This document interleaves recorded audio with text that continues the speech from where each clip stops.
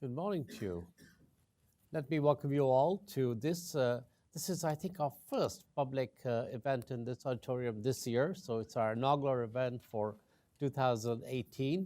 And I'm very happy that, in fact, we're starting off the year with an event that is going to look at the prospects for 2018, both for the world at large and for developing countries. What does it look like for this year? What are the risks for the medium term? How do we see those prospects being sustained over the medium term? And to start us on that discussion, we have Ayhan Kose, who's the Director of the Development Prospects Group at the World Bank. And Ayhan and his team have been preparing this World Bank outlook for the year. And he's going to start off by giving us the highlights of what their work suggests. And then we have a panel in which we're going to get other perspectives on that outlook and on the risks that are associated with it. And the two panelists who are going to join us for that discussion are Liliana Rojas Suarez, who is, of course, a senior fellow here, and Eshwar Prasad, who's a senior fellow at Brookings, and both of whom have been looking at prospects and risks for the world economy and for different regions of that economy. I'm looking forward to that discussion. I'm looking forward to your participation in it, and I also want to welcome the audience who are participating online on this event, and I also welcome from them any questions. If you have any questions that you would like to raise or comments you'd like to make online, please send them to us. You can tweet them to us at CGDev with the hashtag CGDTalk. So with that, let me turn it over to Ayhan, who will start us off, and then we'll go to the panel part.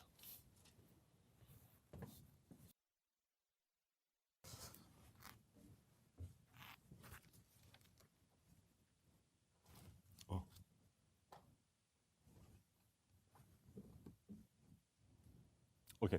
Good morning, everyone. Thank you, Masood, for inviting us. It's great to be here. When I talked to Masood after he took over CGD job, he told me that actually he initiated the Global Economic Prospects publication when he was at the World Bank. So I'm very happy that I'm following his footsteps now. The title of our publication is Broad-Based Upturn, but for how long? And I think this basically tells you the two important messages. There is a synchronized acceleration in growth around the world in many countries, but the question is how long this growth going to be around.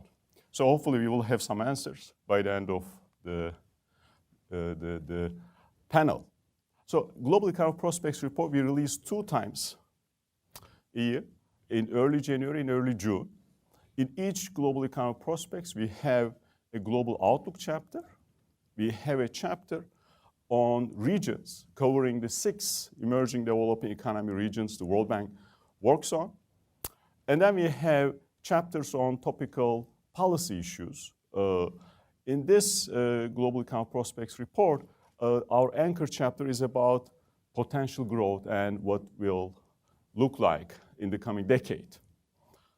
We have 2 other pieces looking at the oil price collapse, retrospective, and the education demographics and how that will have implications for global inequality. I'm going to use this acronym EMDEs in the slides, and that refers to emerging market and developing economies. So I will focus on 3 questions to make life very easy. The first question is, they are all what questions. What is the state of the global economy? As I mentioned, there is broad-based upturn that's underway, and global slack is closing. It's an important implication for policies. Second question is, as much as there's this, the global upturn, what are these potential growth prospects, the long-term growth prospects down the road? And there we think that this weakness we have seen in potential growth over the past decade will, in all likelihood, likely persist in the next decade. And finally, what are the major risks and what are the key policy resolutions for the new year? And there are some well-known risks. Of course, the kind of the financial stress event that could be triggered by a variety of reasons, policy uncertainty, this geopolitical tensions, constant talk of protectionism, and of course, the bigger risk we are emphasizing here, weaker than expected potential growth. And how to overcome this challenge is that I think in the new year, a comprehensive policy package to push potential growth up is going to be critical. So let me start with this first question. What's the state of the global economy? I think there is a saying, good things come to those who wait. We have been waiting for a long time, a global recovery, a strong, meaningful recovery. And I think in 2018, we have that recovery in our hands. In 2016, global growth went down to 2.4%, the lowest level since the global financial crisis. There was a constant talk about a possibility of global recession. Since then, we have seen quite a bit of pickup in global trade, global investment flows, as well as industrial production. With those, global growth picked up to 3% in 2017, and we think that it's going to edge up 3.1% in 2018. More than 50% of countries will experience higher growth this year than what they registered last year. Now, this 0.6 percentage points increase in growth from 16 to 17 is quite a remarkable number. Only 6 times global economy was able to generate this type of acceleration over the past quarter century. And most of the times, these types of accelerations came early in the cycle or late in the cycle. We think that this is another indication of that. We are late in the cycle experiencing an acceleration. Now, when you look at the composition of growth around the world, what you see is that there is significant momentum in advanced economies. In fact, United States, Euro area, Japan in 2017 delivered higher growth rates than what we expected. We upgraded our growth forecast for these 3 major engines of growth for the global economy as well for 2018. We think that the growth will be sustained for the next 2 years, but as monetary policy withdrawal, normalization comes to the fore, we will see these economies converging to their long-term potential growth rates. In the case of emerging developing economies as well, the news are good. We see a robust rebound, especially in commodity exporting economies. They had a very difficult period after the price collapse of oil in 2014. Now, they are registering significantly higher growth numbers, and in all likelihood, as commodity prices firming, we see these economies delivering strong growth. Now, let me quickly talk about the numbers and give you a flavor of what we are looking at.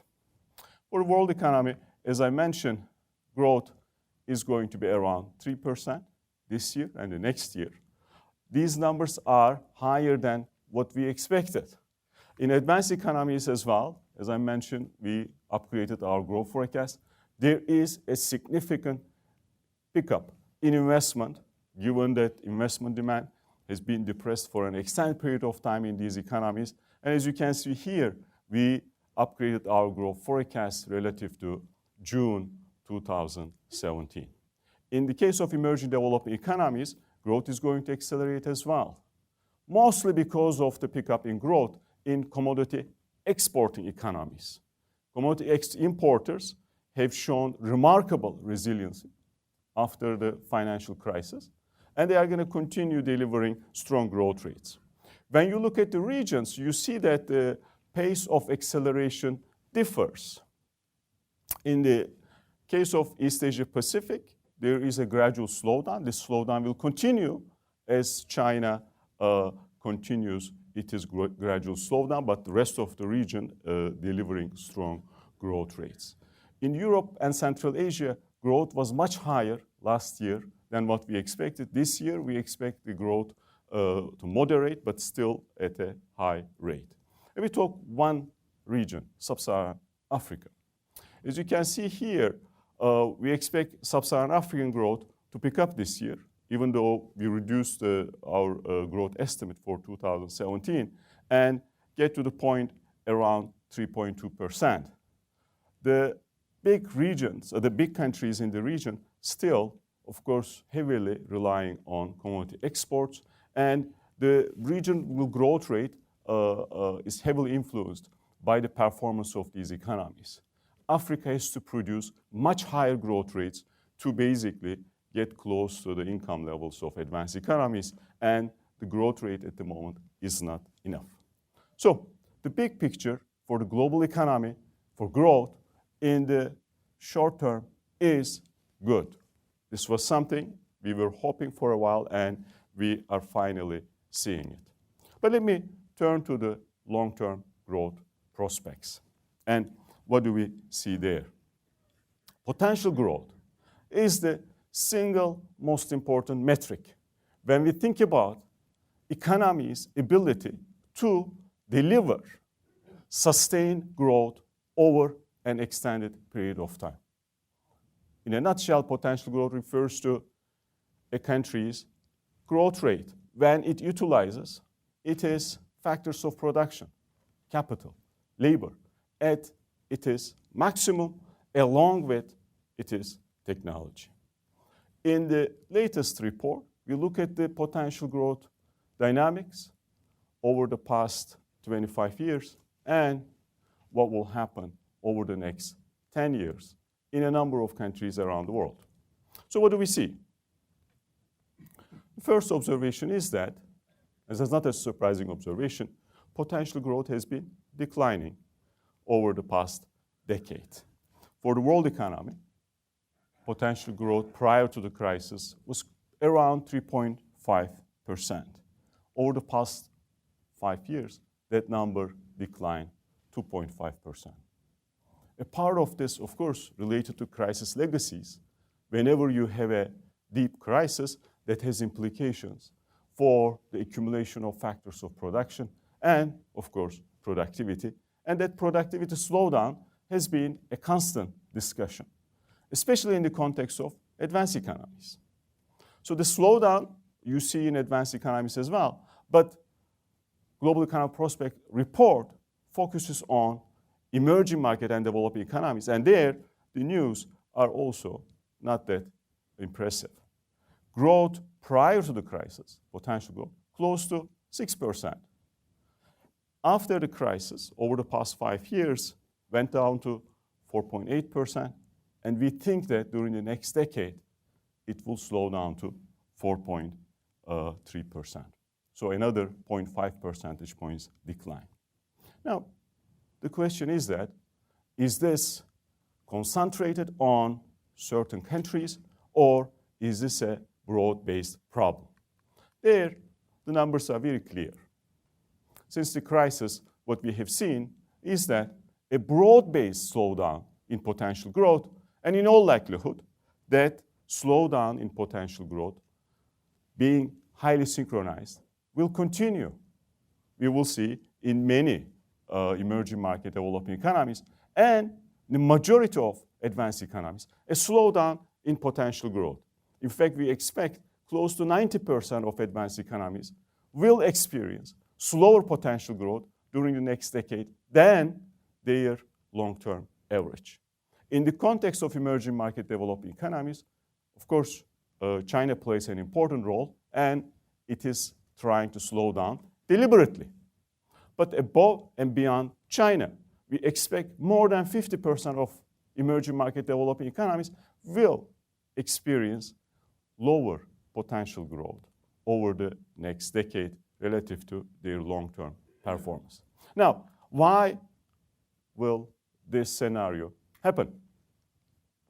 So when we think about potential growth, we need to think about, of course, the role of productivity, total factor productivity, role of investment, and role of labor, the factors of production. Now, productivity growth has been slowing down in advanced economies. That slowdown has started even before the crisis and has been there. But the productivity growth has been slowing down in emerging market developing economies as well. And we think that that slowdown will continue during the next decade.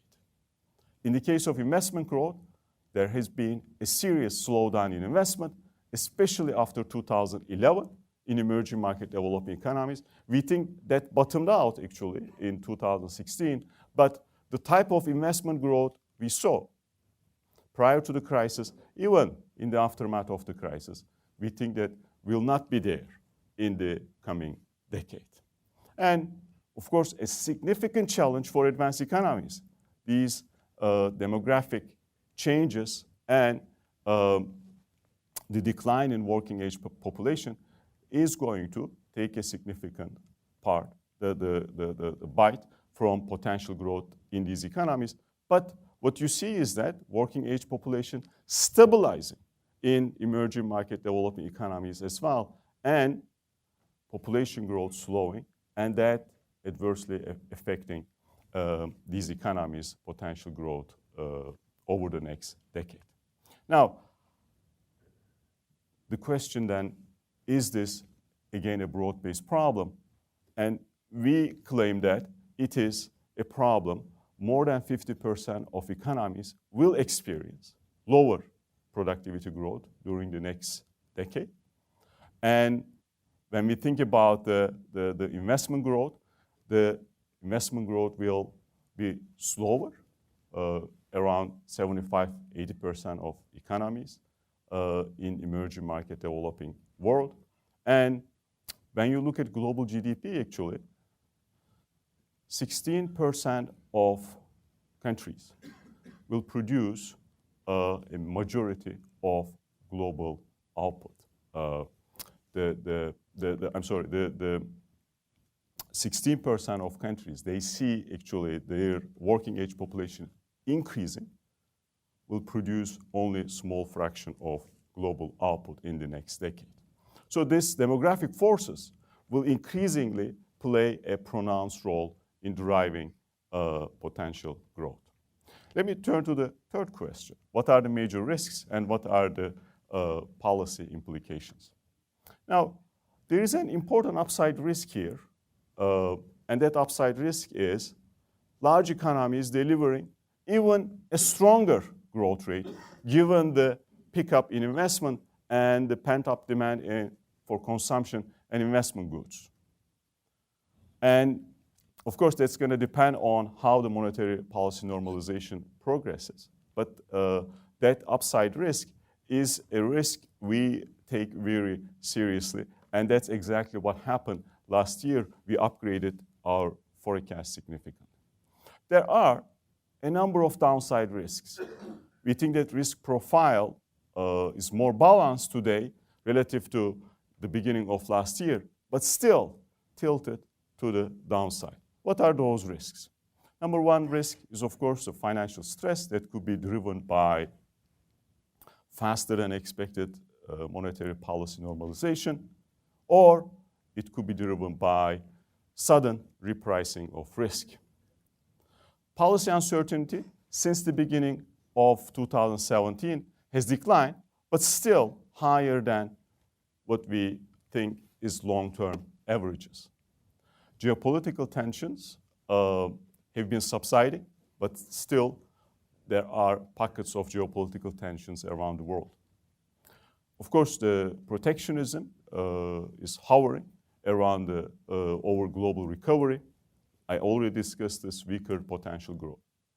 The single most important risk we are emphasizing in this report is this simple issue.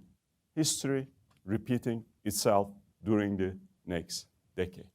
And I will discuss what that means. Now, let me talk about one important risk and why that risk is more relevant this year than the previous years. And that risk is the faster than expected normalization of monetary policy in advanced economies. We think 2018 will be the first year since the global financial crisis we will see global economy operating at its potential. In other words, global slack is closing. What does that mean?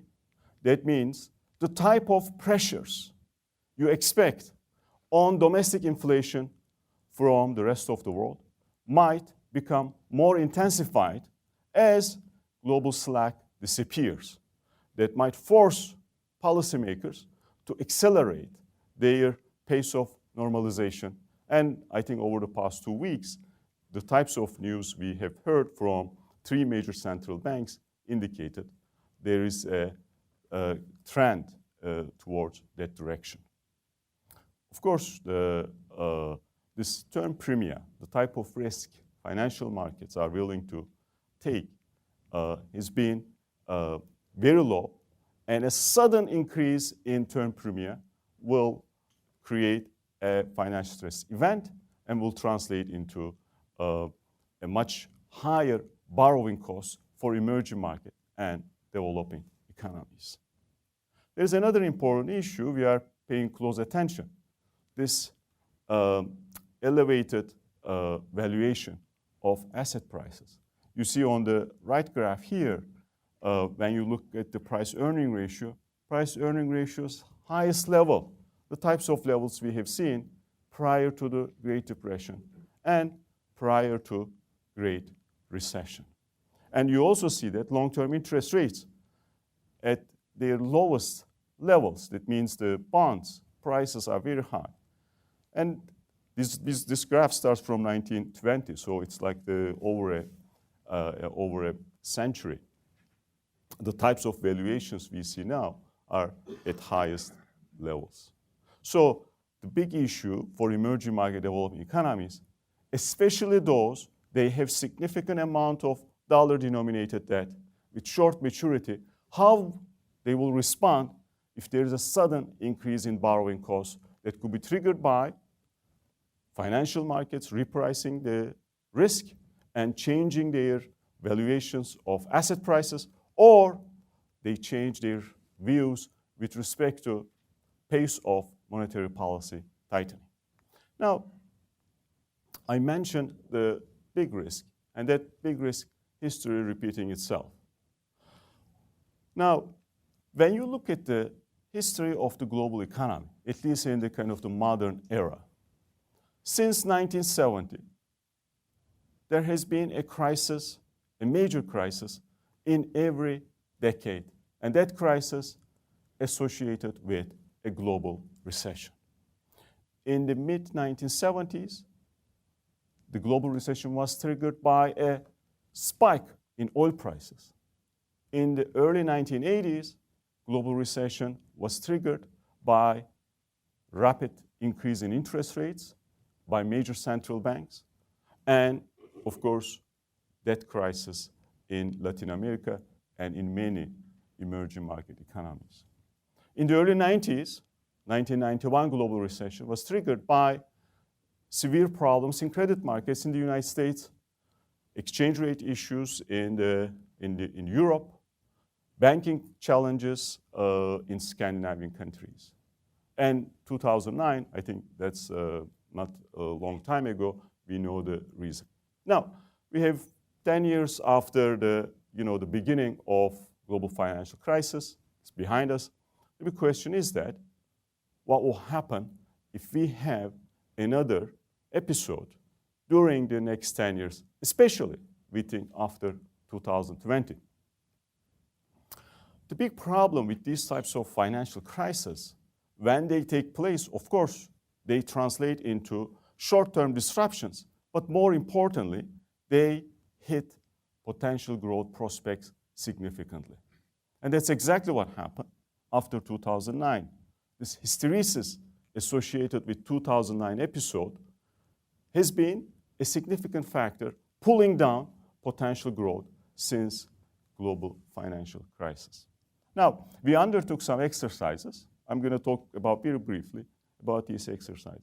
So if you think about the baseline growth we are basically projecting over the next 10 years, we think that global GDP will increase, give and take, around 50%.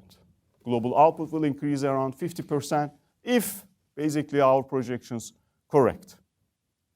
Of course, these projections assume that we have growth rates even lower than what we saw over the past 5 years. If that happens, actually, global economy will expand around 60%. That's what these lines show you, and the bar. Now, if global economy experiences a crisis, we don't know when that crisis will take place, why it will take place, which countries will be affected. The only thing we know, if the history repeats itself, we might have a crisis. Then that 60% expansion in global GDP will go down to 45%. Can policymakers turn this decline in potential growth? I'm going to talk about it. And our answer is yes. There can be a kind of policy push that will actually push the growth above our baseline. And this policy push can help, even if there is a crisis, in terms of keeping the ability of global economy to generate output. Now, I would like to talk about that policy push, what is necessary. So now, I mentioned that over the period 2013-17, potential growth for emerging market developing economies was on average around 4.8%. We think that over the next 10 years, that will go down to 4.3%. Policymakers can undertake measures to push the potential of emerging market developing economies. What they can do? There are significant investment needs around the world. Those investment needs center around, of course, infrastructure. And filling those investment needs will add potential growth significantly. Now, another important thing is to find ways to invest in education and health outcomes. By investing in education, of course, you are providing more years of schooling. More people are complete secondary, tertiary. They have the education at those levels. And you are prolonging the life expectancy and bringing those people to the labor market. And labor market reforms are critical. And there, the single most important objective should center around increasing the female labor force participation rate. In some regions around the world, a significant part of population unable to contribute economic activity simply because of their gender. By bringing that part of the society to active labor force can increase potential growth significantly. So, what are the important policy resolutions for the new year? I start saying that good things come to those who wait. Of course, you can enjoy having good things around if you undertake the types of policies that are necessary. How to boost potential growth? I think their economists have very clear policy messages. Investing in physical and human capital, critical. And I already explained that our simulations indicate that this decline in potential growth could be reversed by investment. Another important set of reforms involve governance, labor market reforms, and business climate reforms. These reforms are critical to push up investment growth and bring the type of capital necessary to emerging market developing economies. I talk about these cyclical risks related to financial stress and the possibility of a major downturn. Here, policy message is very clear.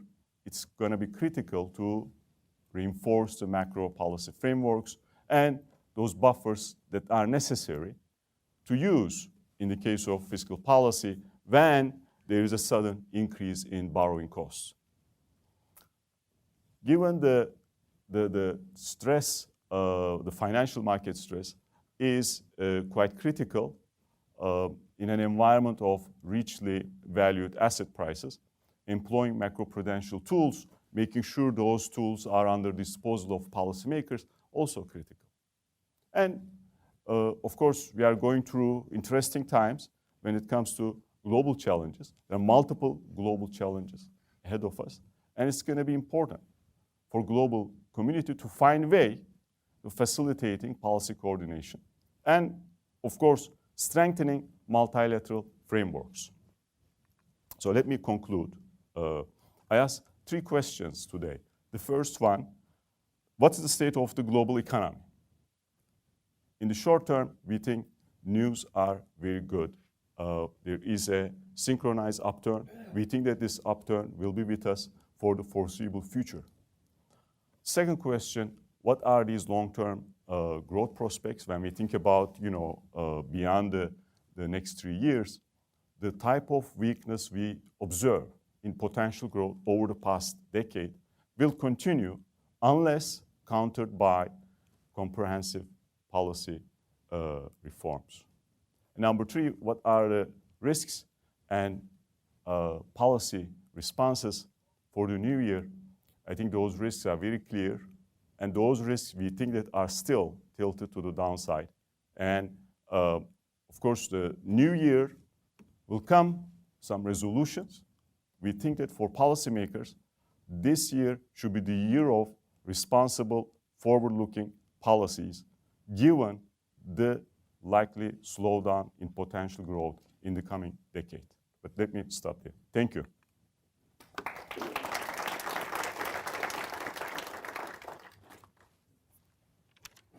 Thank you very much, Ayhan. So now we'll just pull up a couple of chairs and then we'll sit down and talk about this very comprehensive outlook that you've presented.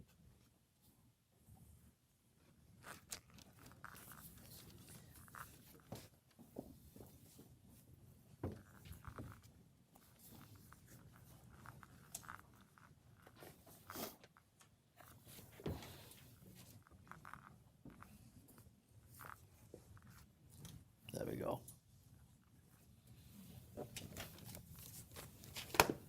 I'll try and move this a bit out of the way so I can see people there.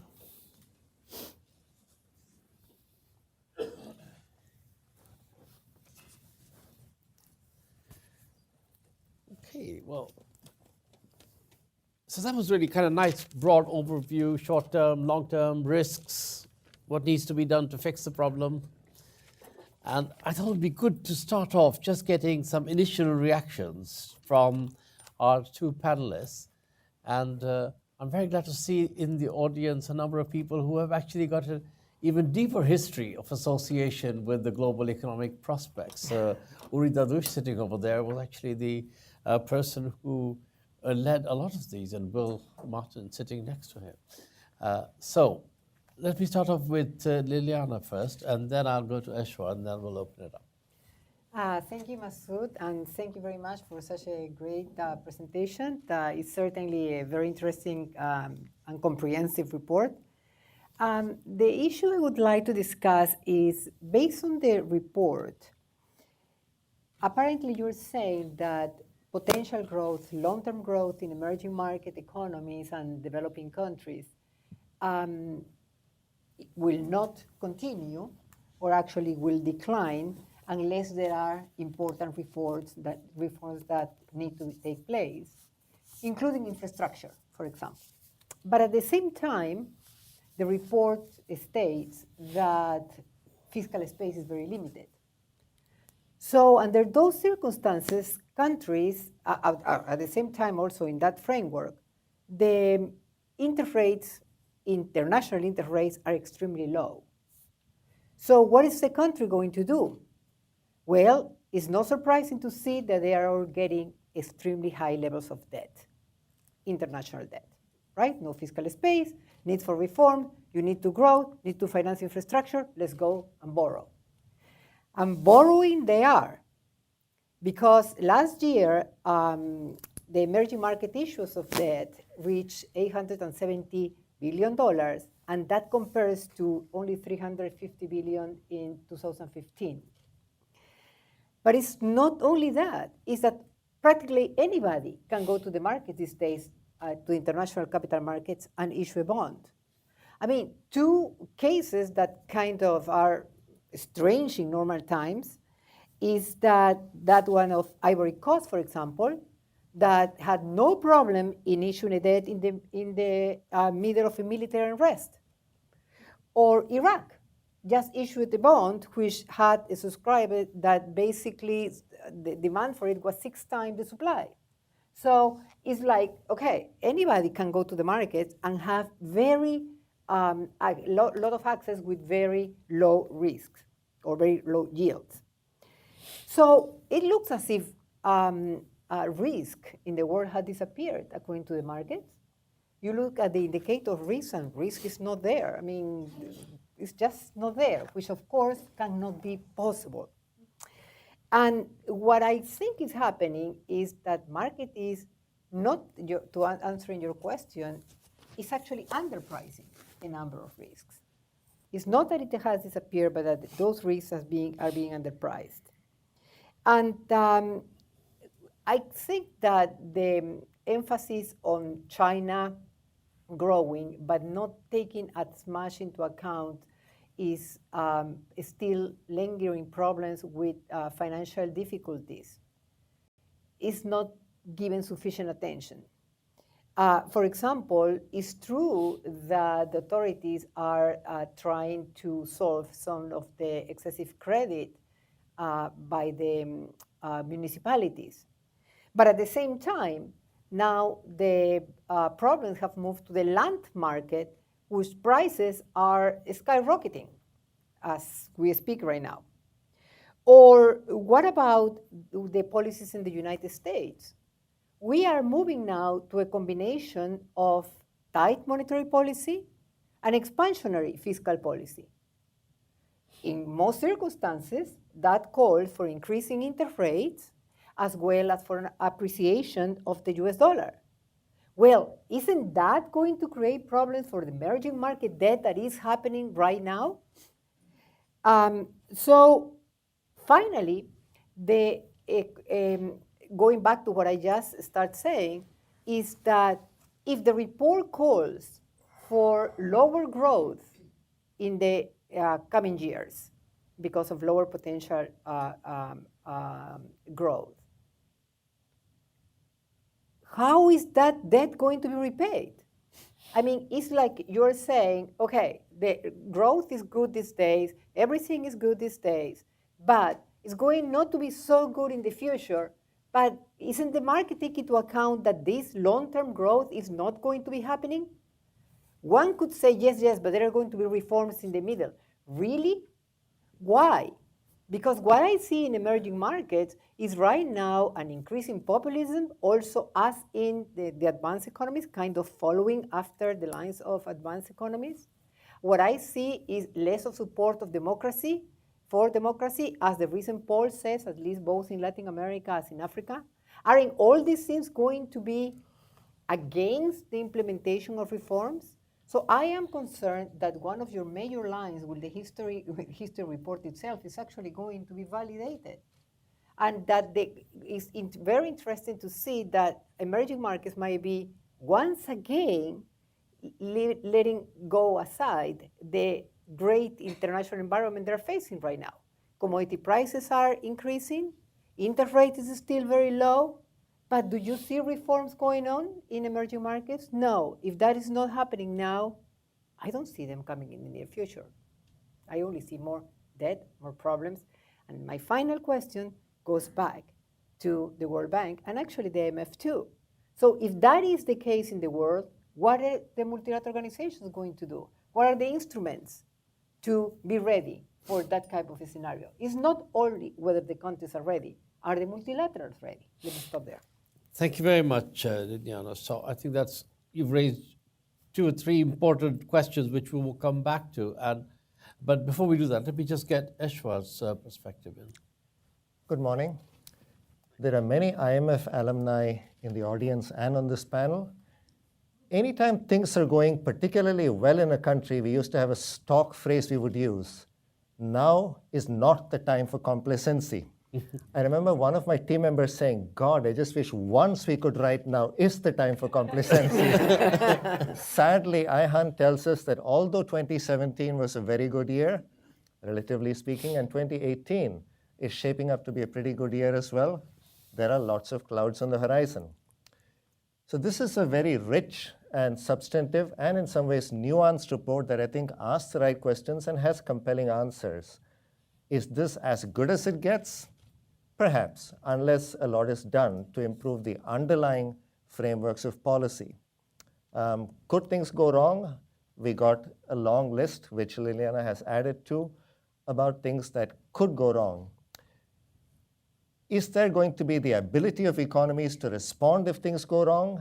Here again, I think there are some reasons for optimism, but at the same time, in terms of macroeconomic policies, there seems to be a limit to what countries have left themselves in terms of room.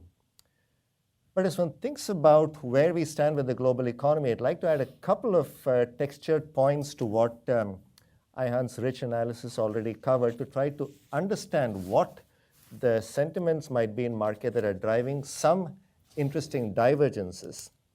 Now, there was a discussion about elevated asset prices, but as one looks around equity markets in particular around the world, there is a curious phenomenon. Among the advanced economies, growth has certainly picked up over the last year, and it's certainly picked up quite considerably in economies like Japan and the European Union, where we'd expected those economies to be.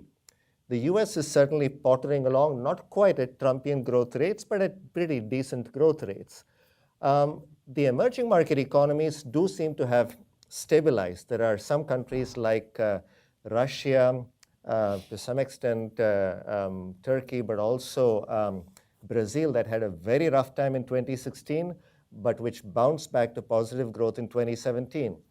But if you look at the emerging markets as a whole, as we saw in Ayhan's tables, they are doing quite well in terms of absolute growth, but these are the economies that relative to their levels in 2007 have very, very little change in terms of their equity markets. China, of course, had a big roller coaster up and down, but if you look at equity markets in the emerging market economies, broadly speaking, it doesn't look like these are equity markets of countries that are doing fantastically well. By contrast, the advanced economies are doing decently in terms of growth, but their stock markets, again, the US being a prime example, but the US not being the only one, have done extraordinarily well relative to how their economies are doing. Financial markets don't always get it right, but they do tend to be forward-looking. So there is an interesting conundrum here about what it is that explains this enormous divergence in stock market performance between the advanced economies and emerging markets relative to their own countries. One can think about this as a within-country puzzle. Why is the US stock market doing so well? And one can think about certain US-specific factors. Certainly the regulatory environment is a lot better from the point of view of companies. Certainly there is the anticipation of a big fiscal policy impulse. But is it enough to explain that disconnect is an interesting question. The other part of the disconnect comes from what companies seem to be doing in terms of their earnings and what is happening to their stock prices versus what they're doing on the ground. If in fact there are things that we economists just don't see in terms of good growth prospects, they should be showing up in companies investing a great deal more. And that remains another puzzle. We don't quite see that. Now, there is, again, a layer when one thinks about financial markets, that equity markets are doing quite well, but financial conditions as measured by the availability of credit, especially for small and medium enterprises, even in the large economies, tends to be somewhat constricted right now. So keeping that in mind, it still looks like financial markets are doing okay. Many of the big corporations are, of course, sitting on large troves of cash. but we don't see much in terms of an investment boost. So this, I think, heightens at some level the puzzle and potentially creates an additional layer of risk that financial markets are getting ahead of themselves. And this comes back to why we might be seeing good times. At some level, there is a question whether the monetary impulse, sugar rush that was infused into many of the major economies in the world just took some time to wend its way through the system and is now holding up at least asset prices, which is now feeding into the economy. And certainly, I think there is a plausible notion out here that we all believe that if financial markets start taking a big hit, the central banks will step in. They have shown through their behavior over the last few years that when financial markets start looking like they're imploding, central banks will step in. So perhaps that is one of the reasons for the disconnect, but in a sense, it also magnifies the risk that is out there in terms of what could happen if, in fact, this disconnect continues. The other interesting theme for this year, which again harks back to a point Liliana made, is that a couple of years ago, we were talking about the risks that could emanate to emerging markets, in particular from monetary policy divergence between the US on the one hand and the other two G3 central banks, the Bank of Japan and the ECB on the other hand. And there was a great deal of concern that that divergence could drive up the dollar, create problems for emerging market economies, especially those with a great deal of foreign currency debt. And it's interesting now that we are at a point where we seem to be in a world of monetary policy convergence, and that is creating risks of its own. One might have anticipated that the dollar would be doing quite well, given what the Fed has signaled about potential rate hikes later this year and the fiscal response, and yet the dollar has remained relatively weak over the last few weeks. And I think this comes down to, again, the theme having shifted, because after all, in international finance, in currency markets in particular, everything is relative.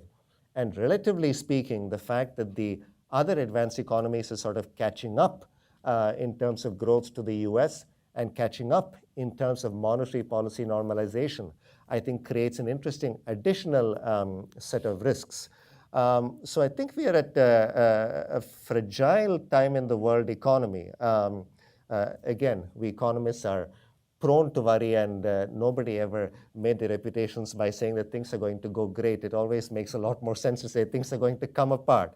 Then if things go well, nobody blames you, and if things do come apart, you look like a sage. So I think there is the natural tendency to worry. But I think there is a legitimate reason to worry right now, and I think the point that Ayhan raised in his report is really the critical one. Things may not get that much better from here, but if policymakers don't use this window to do what's really needed to lock in improvements to potential growth, then when things start going sour, it is going to be much more difficult to get these economies back on track. Again, looking back over the past decade, certainly some things have been done. One should not downplay changes that have been made. Europe is a prime example. It's very easy to dump on Europe, but even the laggards in Europe have certainly instituted some degree of change within their economies, even countries like Italy, Greece, Portugal. If you think about where the financial system is these days, certainly banking is a lot less riskier than it used to be, although I may not go as far as Mr. Powell in saying that the big banks are not quite as risky anymore. But certainly the landscape is a lot better. But I think the right question to ask is, now that things the clouds do seem to be lifting and the sun is shining, whether a lot more needs to be done.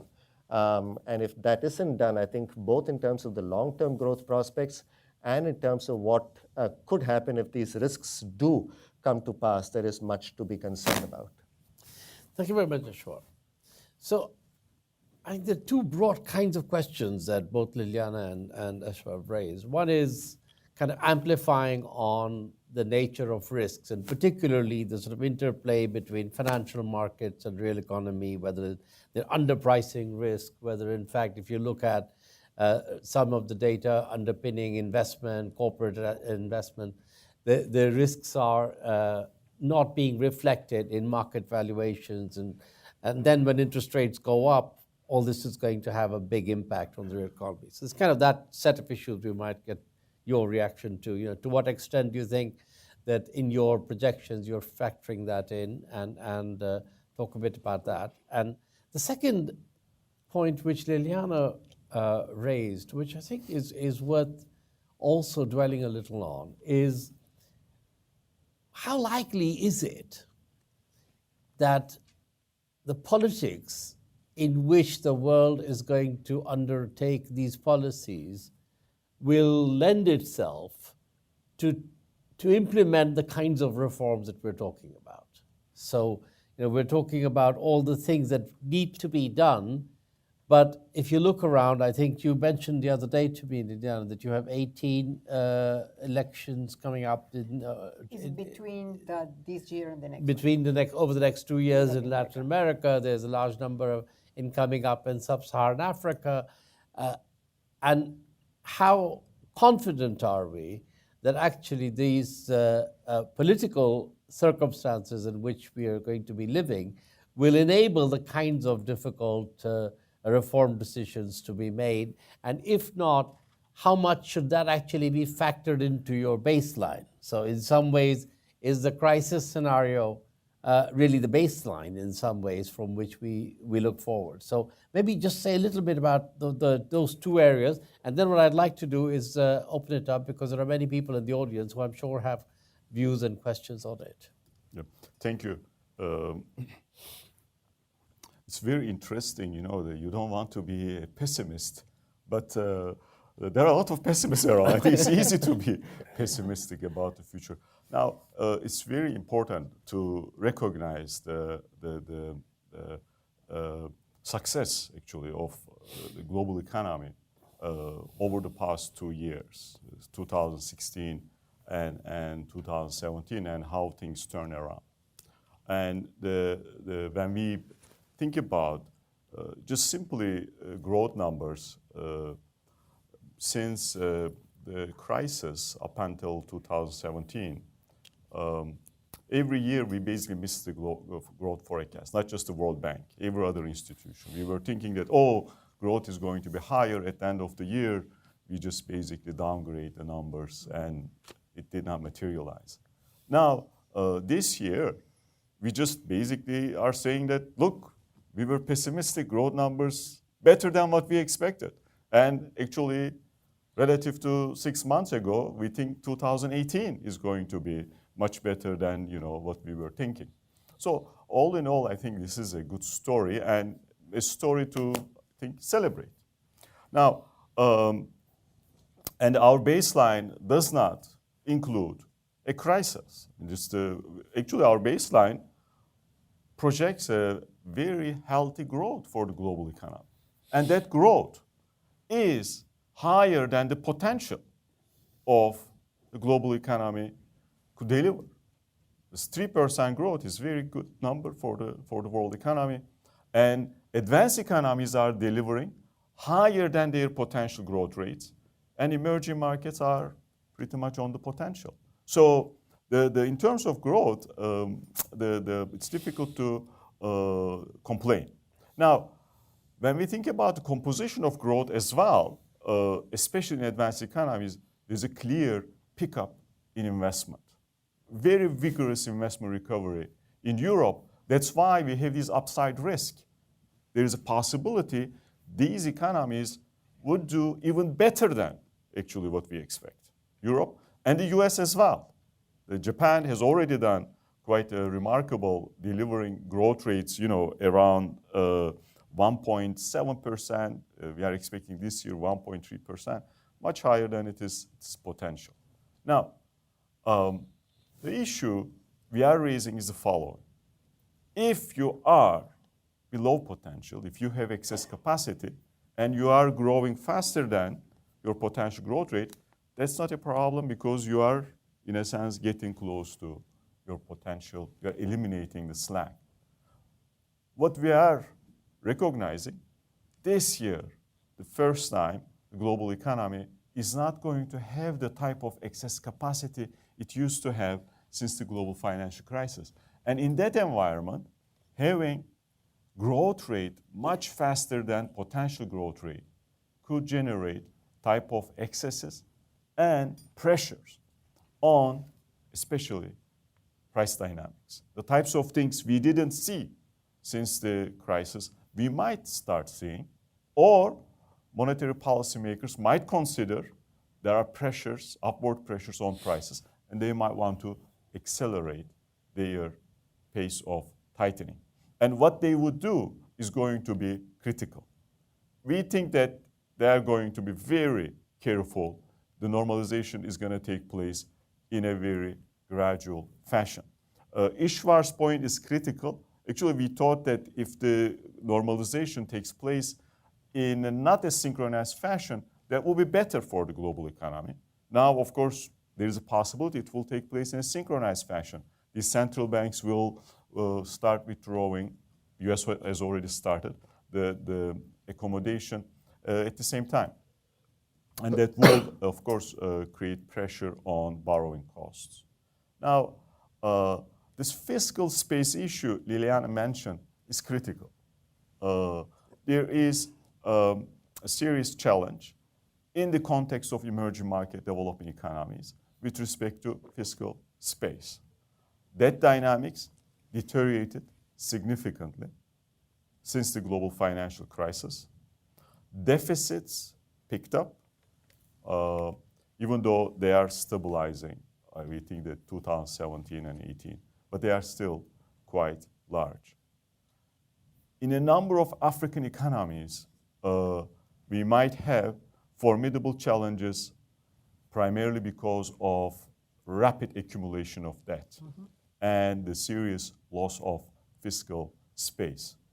Whether these economies and the challenges they face would become systemic enough to generate the type of big downturn I mentioned, I'm not sure about that. But those challenges are there, especially I think in the context of Africa and the type of liabilities we are unable to measure properly because we don't know the extent of it. Now, with respect to lack of reforms, I think that this is the big message of the report. As much as we celebrate these good times, we need to take advantage of it. We shouldn't be complacent. Unfortunately, it's a cliche if you work in the IMF, and find a way to push the kind of the type of necessary policy reforms. Now, this is a great time to do that for emerging market developing economies. There is ample still liquidity in financial markets. It is easy to issue debt. Liliana mentioned that it's record issuance of actually bonds by emerging market developing economies last year. As long as they are able to take advantage of the low interest rate environment and invest in their potential growth prospects, this is wonderful. I think that they should do it by all means. But if the kind of the project selection has challenges and the funds are not allocated efficiently, of course, this will create problems down the road. The big challenge, I think, every time when we go through these periods of abundance, is understanding that these periods will end. Political dynamics might not be favorable. I cannot comment on that because these dynamics differ from country to country. In Latin America, we have seen significant changes over the past 5 years. In some cases, those changes led to actually market-friendly policies, more reform-oriented governments coming and implementing policies. And our hope is that these types of changes will continue. With respect to the role of international organizations, both IMF and the World Bank are going to be there to help these countries, and they will use whatever firepower they have to intervene. But down the road, our baseline is very clear, and our big concern is the steady decline in the ability to produce growth. And the single most important message is that find a way to push up the potential growth. And it's a good time to do that and to differentiate these economies from others. Okay, thank you, Ayhan. Robust defense. So let's take some questions. We got Will, Martin there. There's some microphones that are coming around, so please. And if you could identify yourself for the benefit of others in the room. Sure. Will Martin from International Food Policy Research Institute. Thank you very much for an excellent presentation, Ayhan. You mentioned a lot about the growth rates, the projected growth rates of rich and poor countries, and you mentioned changes in the growth rates of the workforce. And I'm just wondering what your crystal ball is telling you, or just the ratio, about income convergence or the relative growth of per capita or per worker income going forward. Okay, let's take a few more. I've got Stan Kober in the back. Stanley Kober. For years, I've been hearing about investment, growth against austerity. We have to invest. But debt to GDP ratios keep going up. If the debt to GDP ratios keep going up, is this really investment, or is this just a desperate jobs program? Ultimately, the debt to GDP ratios have to come down. You can't grow on forever. In France, President Macron is trying to reduce the public sector. He's got to. It's at 55% of GDP. How long can this go on, this investment in physical capital, on, if the debt to GDP ratios keep going up? Okay, thank you. Uri. Uri Dadouche. Thank you. That was really superb, Ayhan, and the panel. My question is this. Potential growth makes a lot of sense, that calculation for the advanced countries. They're kind of at the forefront, and they're developed by definition. But is it really a useful concept in a development context? And I just want to point to three things. One is you have huge part of the labor force in agriculture underutilized, and in the low productivity services, they come into the mainstream. So what is the relevance of focusing so much on the demographics of the labor force? That's one point. The second is TFP productivity is, in a lot of developing countries, is 1/50th of, or 1/10 what it is in advanced countries. So what is the significance of saying that somehow there is a predetermined level of productivity growth? And of course, many developing countries have very distorted incentive systems. So the investment is misallocated in many instances. And so I'm asking you, are we putting too much emphasis on this potential growth rate calculations?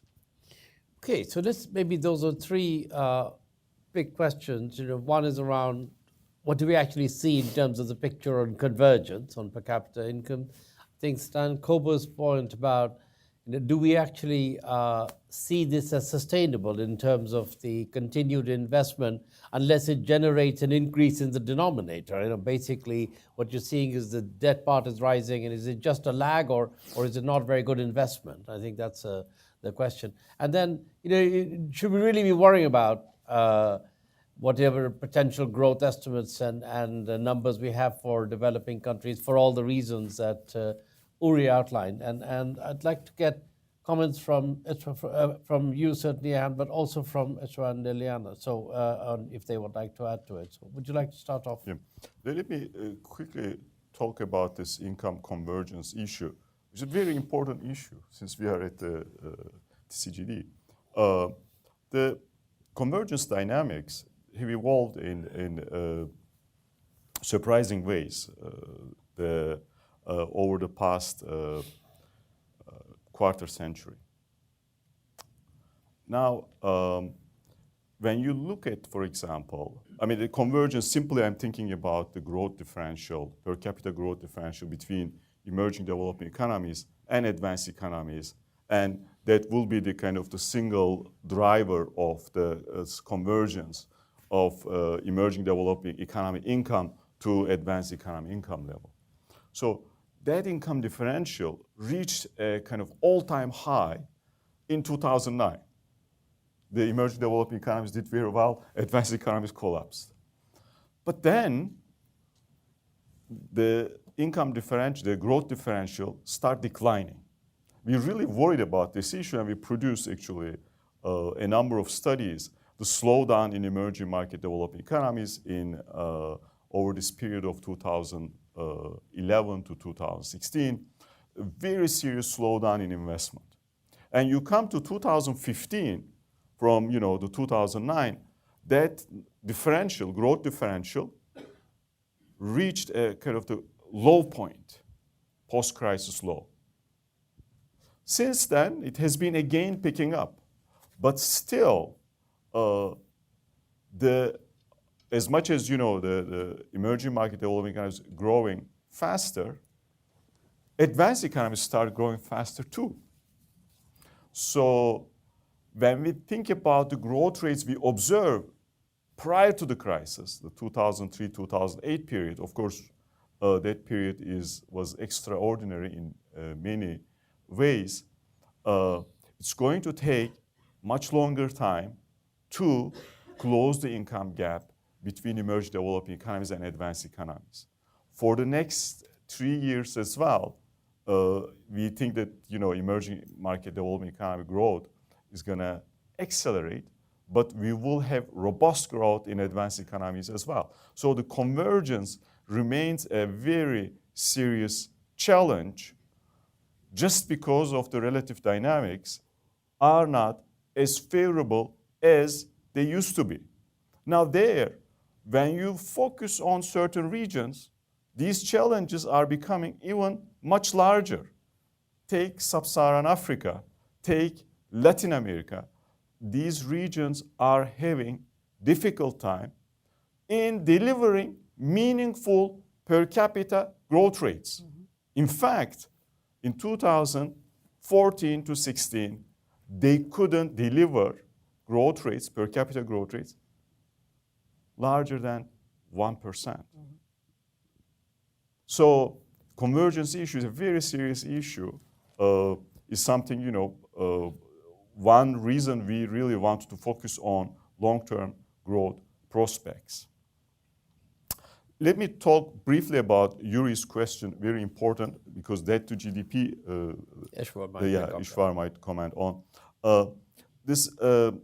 The potential growth is the kind of very important metric. And when you think about just the emerging market economies, I'm not going to say the huge space of these, the kind of the developing economies, but emerging markets, give and take 30, 35 economies. Especially those, they have central banks with inflation targeting regimes. There is a serious effort in measuring potential growth in a meaningful way in these economies. So we did our own estimates using all types of methodologies available. The time series methodologies, the types of numbers I showed you here based on production function approach, multivariate measures that take into account commodity prices, asset prices, because if you are a commodity exporter, commodity price fluctuations make a big difference in terms of your potential growth. I take the caveats very seriously, but when we think about what happened over the past 2 decades, irrespective of the measure you use to assess evolution of potential growth, you end up at the same place qualitatively. It has been declining. So for the next decade, of course, you need to take a position about what will be the productivity growth, what will be investment growth, what will be labor force participation. There you need to make assumptions. And there we did make assumptions, and we compare our numbers with the numbers of the authorities and the central banks, and pretty much we are in the ballpark. We are in the process of actually putting together a database of potential growth. Based on these different measures, we will release those. The issue of informality is there, but at the end of the day, it boils down to one thing. If you are able to run a convergence regression, you can compute potential growth rates in the future. You can conduct scenario analysis because it boils down to the same exercise. All right, thank you. Ishwar, maybe I come to you about Stan Kober's point. Is this actually just investment without generating output, and what does that lead to? Two observations on debt sustainability. First, the typical problem that leads to debt being unsustainable is that the real interest rate you pay on the debt is lower than the growth rate of the economy. We are in a funny world right now where the real growth rate is actually much greater than the real interest rate in a majority of major advanced and emerging market economies. So the typical concerns about debt sustainability don't quite come into play. But having said that, there is an important question: why R is so low? Here, in fact, it turns out that there are less than benign interpretations one could look to. So, for instance, financial repression may be one explanation for why R is so low. There are other more structural explanations, of course, but that is a very important piece of trying to think about why an increase in the debt or the present debt level may not be sustainable. The second issue really cuts to the heart of what you are after, which is any increase in debt really providing a benefit to the economy in terms of an increase in the productive potential? And here it turns out there is a nuanced picture that requires you to go country by country. So if you look at the advanced economies, by and large, the big increase in debt that took place right after the financial crisis was a buildup in public debt, specifically central government debt. And if you look over the last decade, as a matter of fact, that still holds to be true. In the US, for instance, right now, the debt buildup that we're anticipating over the next couple of years and that has taken place over the last couple of years is largely a buildup in public debt, especially federal government debt. And whether that is adding to the productive potential of the economy is certainly a big, wide debate. I'm not quite sure it is, given the sort of expenditures we are looking at being financed with that debt. In a country like China, of course, there's been a lot of attention paid to the debt. In China, interestingly, corporate debt, which was the big concern and remains the big concern, has sort of stabilized as a ratio to GDP. Much of the increase in overall gross national debt that we've seen over the last couple of years, especially over the last year, has come from an increase in household debt. Now, in China, it turns out, again, there are certain peculiarities. Most of this debt is domestically owned, so there isn't the external crisis risk where large amounts of external debt leading to the sort of problems Liliana had alluded to. Those aren't quite the big concerns. And it turns out household balance sheets in China are still in pretty good shape if you look at the overall balance sheet position. So that debt, again, doesn't lead to any concerns, but it does lead to financial market stresses. Although household balance sheets are still in pretty good shape, loan-to-value ratios are still just a shade south of 50%, which is quite comfortable territory. There is a concern about whether the financial system is doing a good job of intermediating the domestic savings into domestic investment. And you're right, that a buildup of debt that doesn't lead to more productive investment is certainly not helpful. Here again, Ayhan has given us some room for not quite complacency, but some degree of optimism that investment rates are picking up in some countries. And I think there is still a very large investment gap in the aftermath of the financial crisis that needs to be filled. In the US, you have infrastructure needs. In China, there's been a lot of investment that's taken place, but it's worth remembering that the capital to labor ratio in China is still about 1/5 that of the US. But the question in every country is the financial system doing a good job of intermediating domestic and foreign savings to the most productive uses. That, I think, is the heart of your question, and to that, my answer is not quite. Thank you. Liliana, any final thoughts?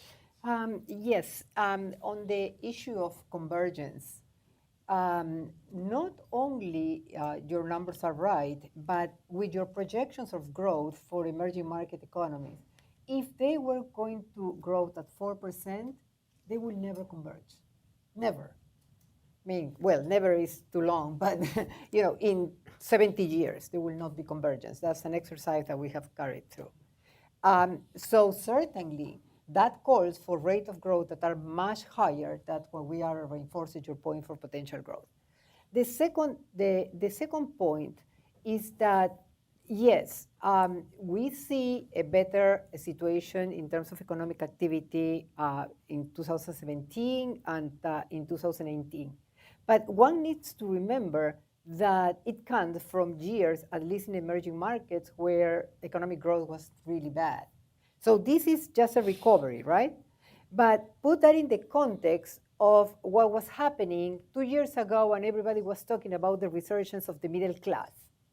So there has been an enormous amount of people that, with the decline in growth in emerging markets economy, have been affected and now are concerned about losing what they had already won.